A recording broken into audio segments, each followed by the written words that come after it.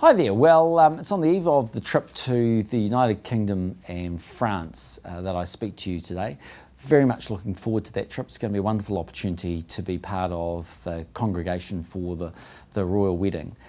But overall, it's going to be a great trip. On the Sunday, the 24th of April, I'll be in France and amongst other things, be in Longyearbyen, which is a place where the remains of the tomb of the unknown warrior came from, the soldier that lost his life there, New Zealander who was brought home for the tomb of the unknown warrior. So that'll be a very special moment to go there.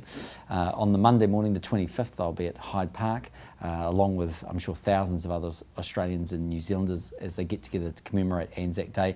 As I'm sure tens of thousands of people will around the country. It's always great to see so many youngsters turning up to the Anzac Day commemorations, right from one end of the country to the other, and it's wonderful to see their enthusiasm and their support. It's a time, of course, as we commemorate Anzac Day, to say thank you to those who offered their service and sacrifice for the people of New Zealand so that we could live under a system of freedom and democracy. But it's also a time for us to reflect on those that are currently serving New Zealand, particularly our men and women who are in Afghanistan at the moment.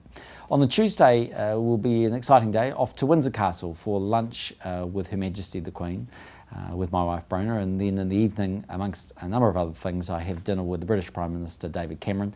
I know David quite well, so it'll be a good opportunity for me to catch up and get a sense of all the initiatives that the British government is rolling out as they tackle the very difficult economic conditions that England faces. So it's not unique to New Zealand that we find ourselves as part of what is very much a global financial crisis. On the Wednesday, we're off to France, where I'll be meeting with French President Nicolas Sarkozy.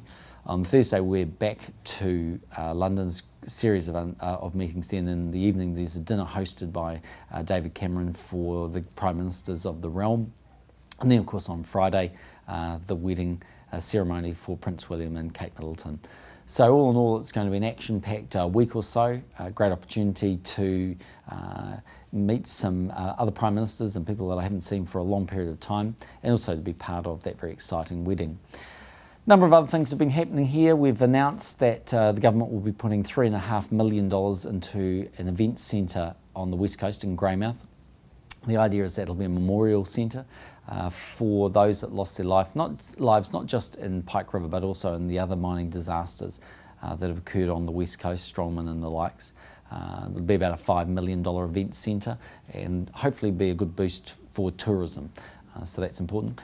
Also this week we've seen the announcement of the inflation data, and that came in at 4.5% for the year, 0.8% for the quarter, below expectations from the economists. What it basically showed was all of the increase in the 0.8% was attributable to increase in oil prices and tobacco prices. Actually, in terms of food and the likes, there's been increases and decreases which have netted out. That 4.5%, about half of that's attributable to the increase in GST, which was compensated for with the tax cuts and increases in benefits and superannuation and the likes. And interestingly enough, it's from a base inflation level, which is now about 1%. That's the lowest level we've seen since 1964, and one of the reasons why the central bank can run very easy monetary policy and have very low levels of interest rates. So net on net, not a bad result for that quarter, all things being considered, given the government is tackling, like every government around the world, very, very high oil prices, which have quite a big impact on our economy. So that's it. Looking forward to the trip, looking forward to updating you from over there, and have a good week or so.